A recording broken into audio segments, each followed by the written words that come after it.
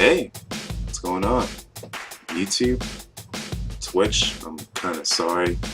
You're kind of going to be left out for this episode because right now, Twitch is having some server issues on their end.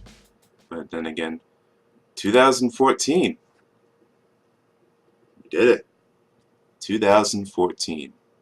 It's been a long way, even though it's only been 3 weeks, but yeah, we made it. 2014. For some reason, I feel like it's going to be a good year. And the reason why I'm saying is because I was going online. It's this thing called the Consumer Electronics Show.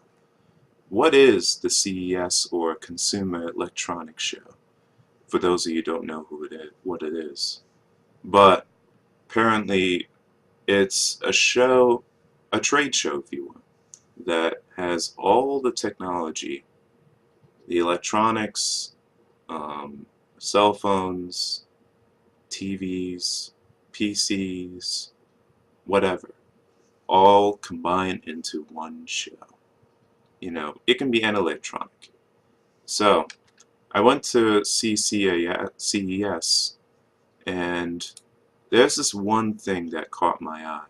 Now, I know we've been using PCs for a long time, and PCs have been the norm ever since we had them for a very long time.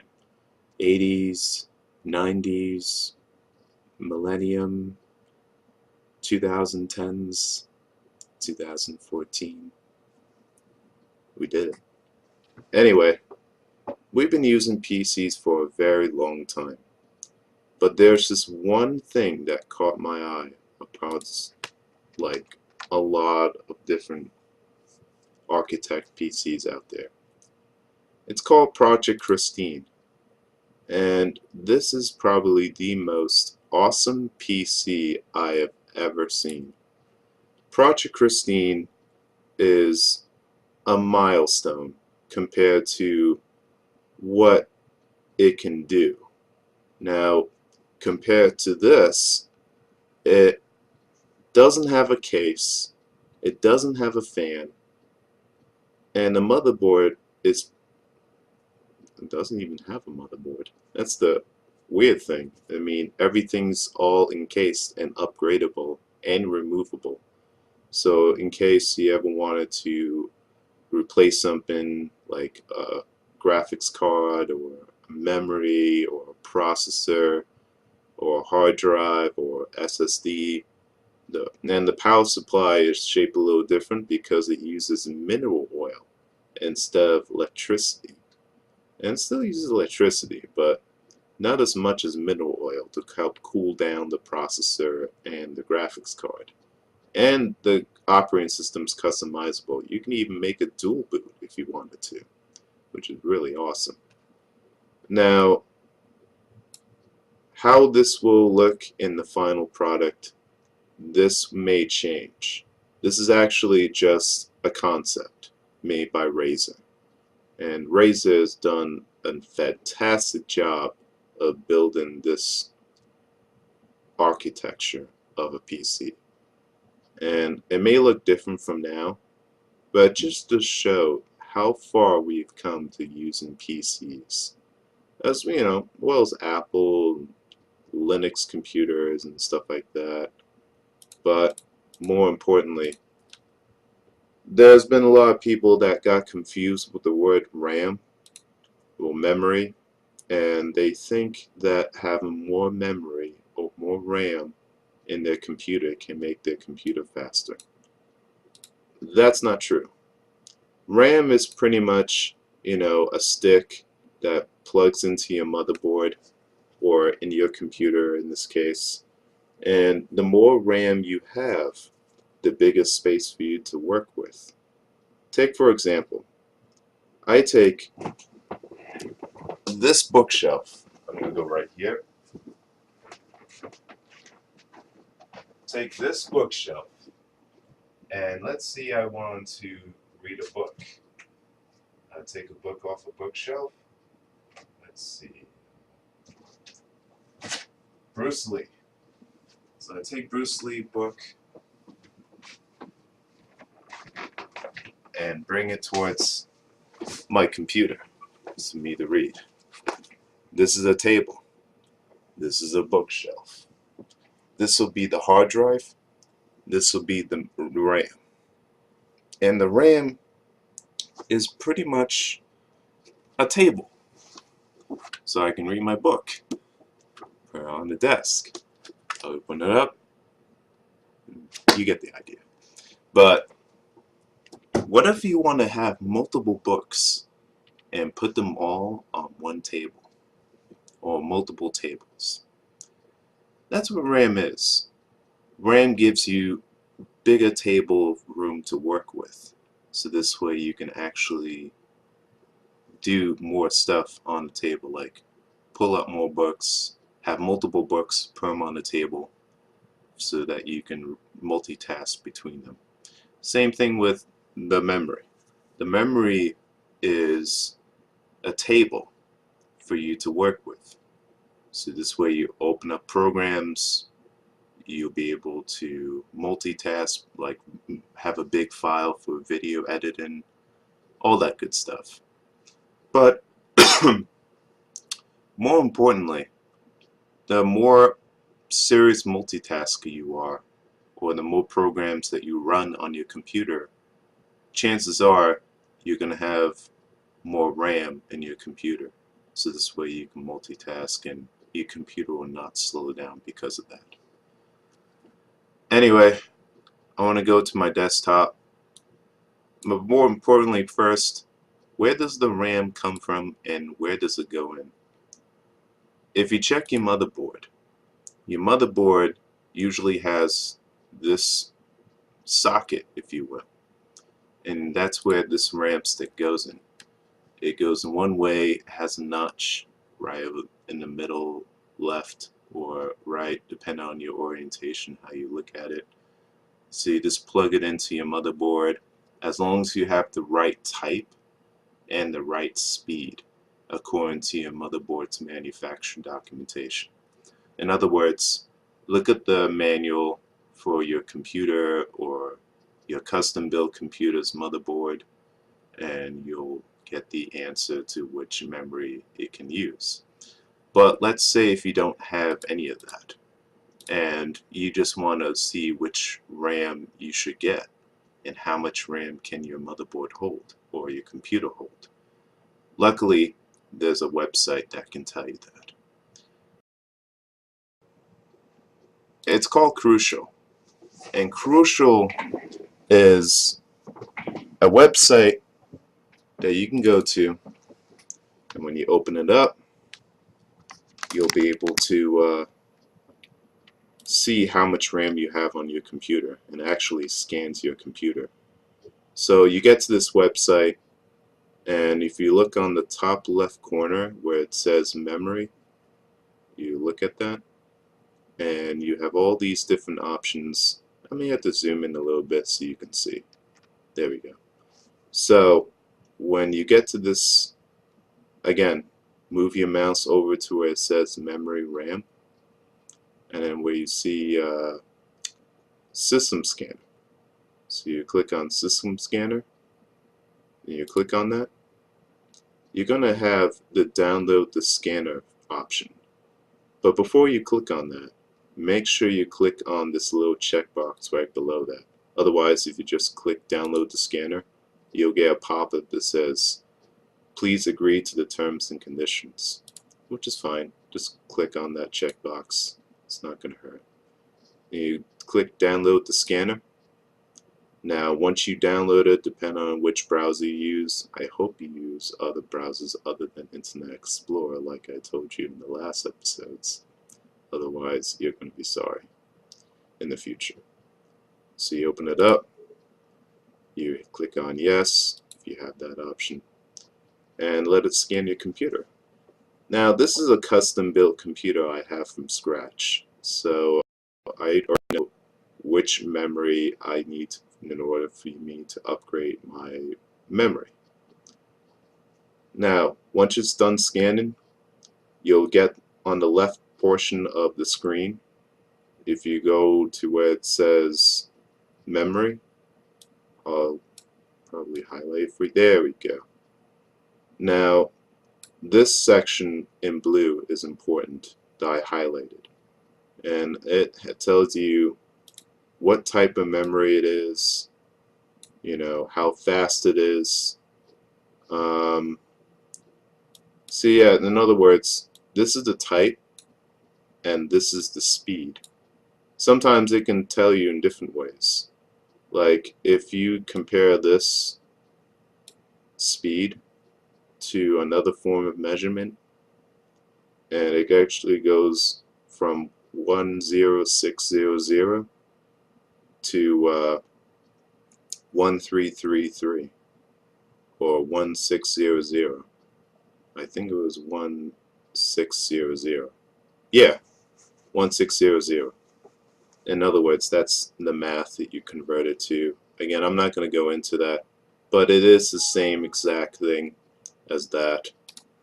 So, you know, you can easily go on calculators or go on Micro Center. Like, for example, if you want to type in 10600, you go on Micro Center, you look to where it says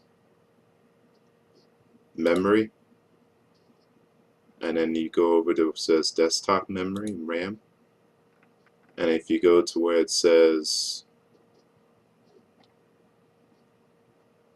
what was it, 10600, here it is. So you look at that, you click on that, and these are the types of memories that will be compatible with your computer according to the scanner. So as long as you download the scanner, once you hit the terms and conditions, you click on that, you'll be able to get the results here. And then if you go over to your website like Newegg or Micro Center, you'll see all these different types of selections, just like I showed you. You'll be fine. Anyway, that's about it. Now, let's play Legend of Zelda. Okay. This is actually the first time I'm setting up a different emulator.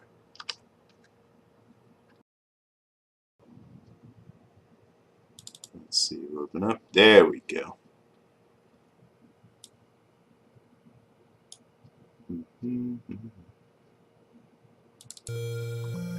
There we go. Legend of Zelda, people.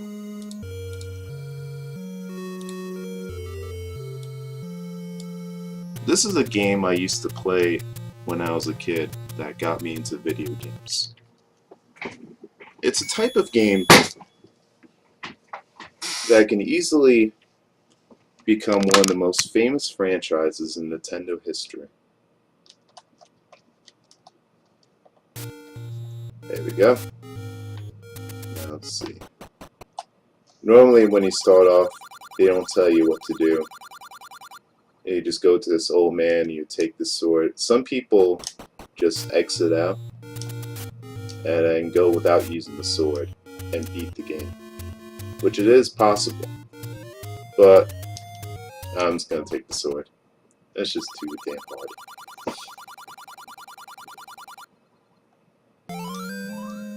I feel like I was killing the old man, but I'm not. 8-bit imagination, people. Long before graphics were invented. I'm not gonna lie though, from old Nintendo game, this is still live up to its day. I believe this game came out in 1986. That's the same year I was born. So again, they don't tell you what to do unless you check the manual, and you actually find a map and a cool looking manual. And then there's actually some story behind it. Again, it doesn't tell you in this game, but if you look in the manual and the map, they actually tell you, which is pretty cool. I still have that game to this day downstairs. I just gotta look for it. Now let's see. Ooh.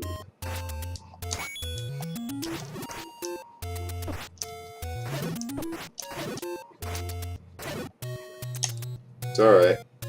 I've seen worse. It goes a little slow for a Nintendo game. Again, it's limited. But again, it's Zelda. Lots of things go on here. This is the first dungeon you actually go into. And if you never played Legend of Zelda before, you just solve puzzles within each dungeon that you go to. And there's about 8 to 9 different dungeons in total. I believe there's 9 in the English version.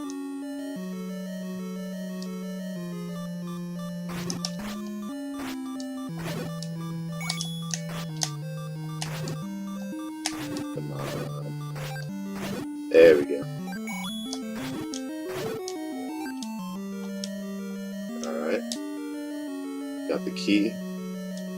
Now you can use the key to automatically open the store without hitting any buttons other than up, or whatever direction your door is facing.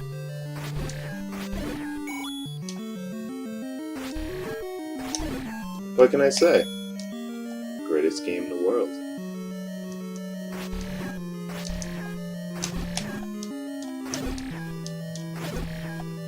Woo. Yeah, I've already beaten this game before, so this doesn't surprise me. Got another key. Great thing about this game is that there's so many secrets. That's why you have the map. And sometimes you have to draw out which part of the map you're in because it doesn't actually fill out the whole thing. It actually is a fill out of each box of each screen that you go to. So as you can see, I'm moving from one screen to another. And if you look at the map, on the world map, it's very similar and pretty big too. I mean, I've seen some maps, but this is back in the NES days before Grand Theft Auto was invented.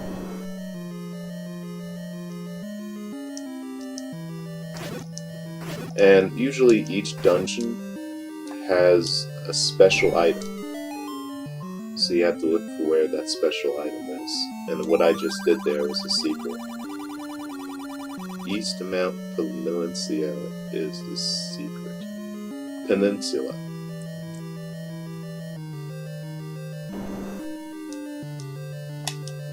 If I was lucky, I'll probably say Pennsylvania.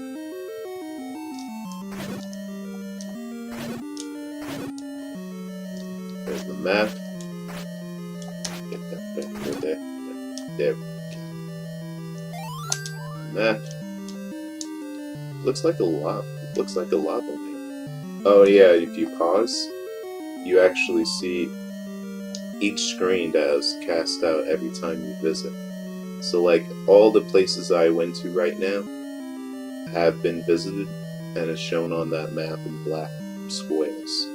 And all the places I haven't visited yet are not on this map. So you have to explore each part in order to see where you are.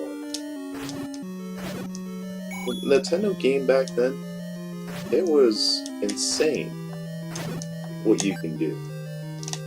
I mean, of course, they give you the story and it's linear, and not a lot of Nintendo games are open world back in the day. I mean, if you look at Grand Theft Auto right now, consider ourselves lucky.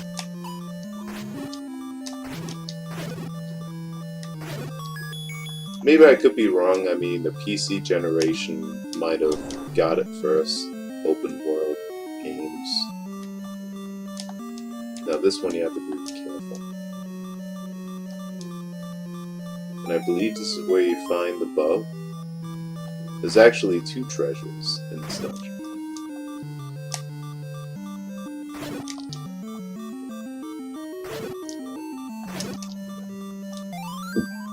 Got the bow.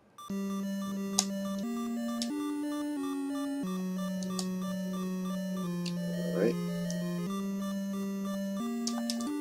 Now I'll just complete this dungeon before the episode ends.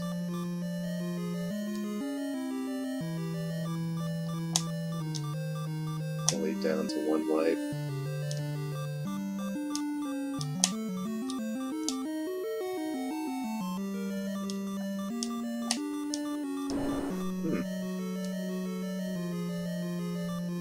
I didn't realize how easy this dungeon really was. But right now I'm kind of down to 1 life.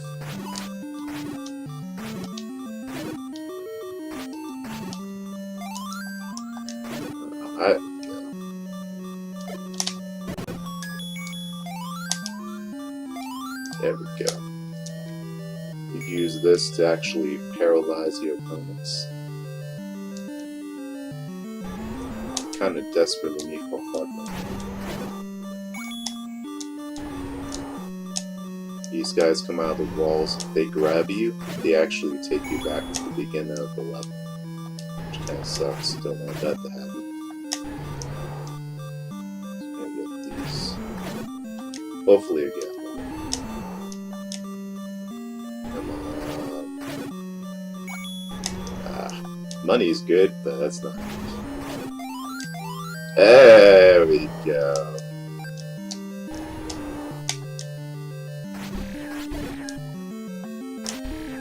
You know, we're good. Let's go to the boss. There we go. Select the item. Go. Or I can just do this. There we go. Got the heart.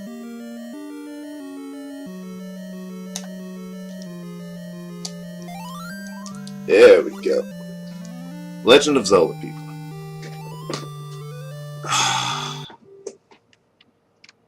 And that concludes the end of this episode.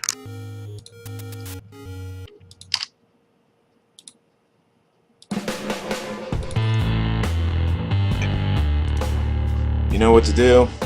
If you like the episode, go on Twitch, YouTube, and now there's a new Facebook page I finally set up.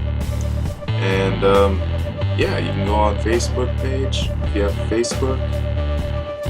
Like, follow that support page, Kylexla Show. Alright. So, we got new things coming next week. We're going to be talking about spam. And then after that, I'm going to play some Contra. Might even have a special guest coming on our show. I'm not going to tell you. We'll see what happens. Until next time, thank you for watching Kylexla Show. Have a good new week. Happy New Year. Happy. Yep. Alright.